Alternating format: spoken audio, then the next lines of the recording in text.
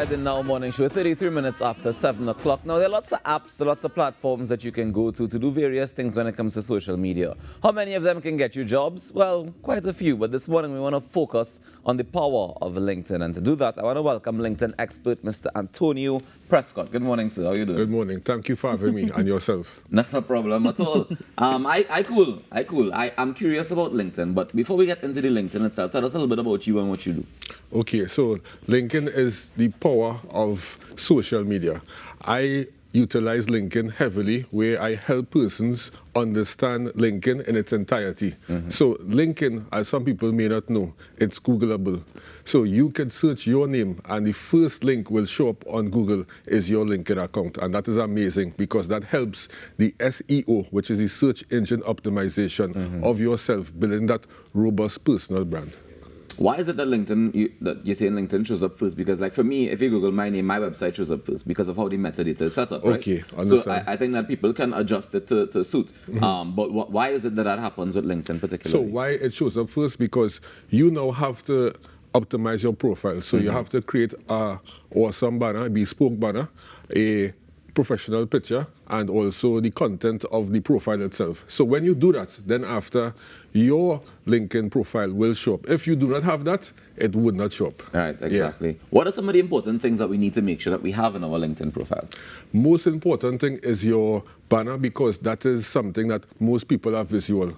We love aesthetic. So if you could take your LinkedIn banner and create it nicely where you could showcase, like for example, my banner, I have myself with my headphones and my laptop because I utilize it digitally. I train people different parts of the world. So your LinkedIn profile, most important, the professional photo, right? Headshot, your about section, it should be stating exactly how can you help someone, why should someone reach out to you, what is the value that you could share, and most important, your headline. That is basically where you be specific as to who or what you are serving in terms of niche market. I think we were seeing on the screen there, Ruckus, the intro to creating a LinkedIn profile. So you have your name, you have your banner. So is that you're saying that the profile picture is different from the banner? Correct. Okay. So your profile picture is your professional headshot, right, and your banner is something that you could be very creative. So for example, on your banner, you could have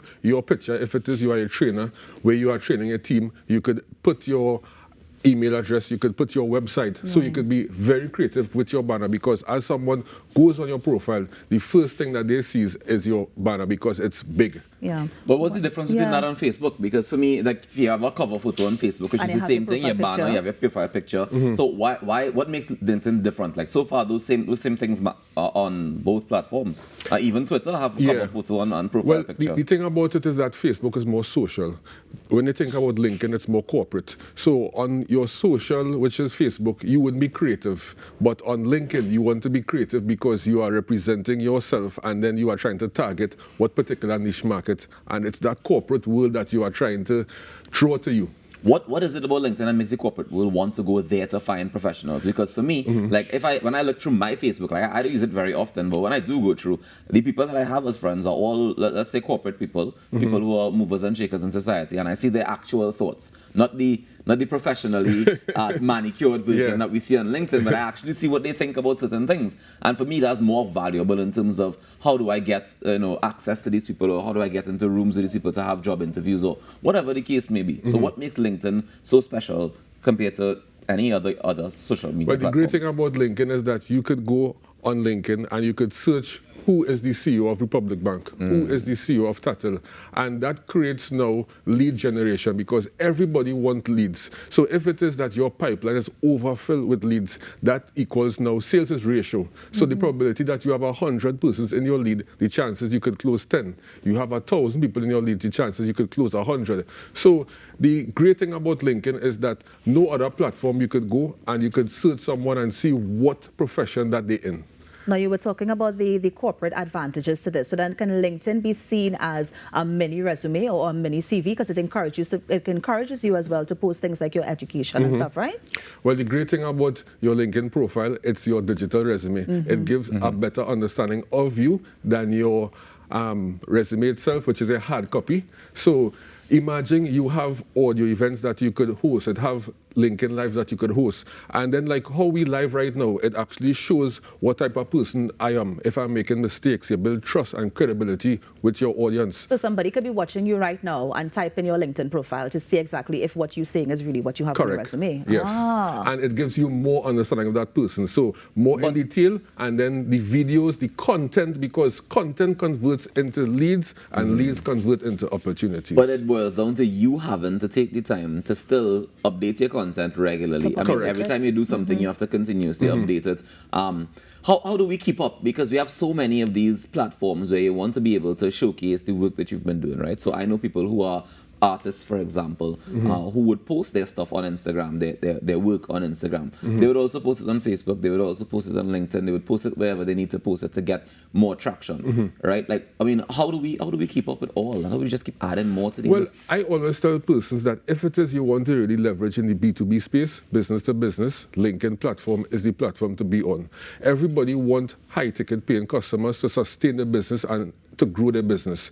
So when you really want to go that way, definitely you want to go on LinkedIn. And even LinkedIn offer a new feature that it's offering with small and medium businesses that they can advertise at a low rate. So they are trying to compete with Facebook and Instagram and all these other platforms. So it's 875 million users on LinkedIn that you can leverage. And you're not local, you're not regional, you're international. So you could be training someone in Malaysia, you could be training someone in Indonesia, you could work for someone remotely, because we've seen a lot of remote opportunities are being given right now.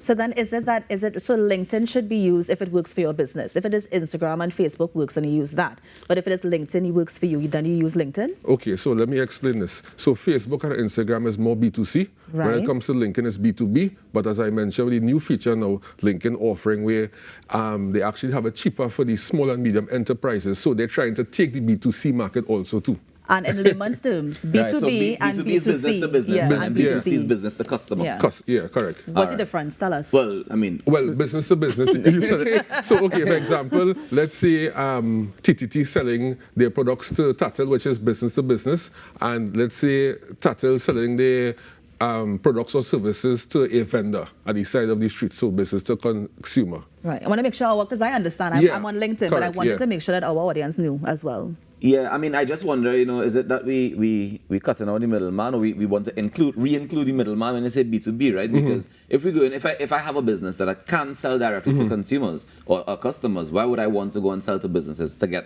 a bigger market, to get and wider to grow. Distribution? Correct, and the whole idea is that when you start a business, you want to grow. So when you think about having 100 or 1,000 persons walking into a business, when it is you could have maybe 5 or 10 businesses that you supply on a regular basis, whether it be products or services, it will be more sustainable, and you will leverage more in terms of profitability. How did you get into this LinkedIn thing so much? Well, you really like it. Yes, I love it. I love it. The great thing about it is that I was able last year, September, to be interviewed by the content manager of LinkedIn in the UK, and I was given the option to be able to be in the beta testing program, which is testing the audio events, giving feedback as to the glitches, the advantages, the disadvantages. So when I say, like, Antonio, you actually reach where the content manager of the UK reach out to you. Yes, well, then after you have to become an expert in LinkedIn. So that gave me the confidence, and then after I just started LinkedIn every day and posting. Yeah. Well, I mean, we like links in Trinidad and Tobago, so why not try LinkedIn? Wow. Correct. Yeah. Antonio, thank you so much for joining us this morning. And congrats on this effort. I mean, thanks for coming and sharing with us. Yes, you're welcome. Thank you very much for having me. Not a problem. Take care. Ladies and gentlemen, we take a quick break and we come back with more. When we come back, we have a songstress in studio. And some friends. And some friends.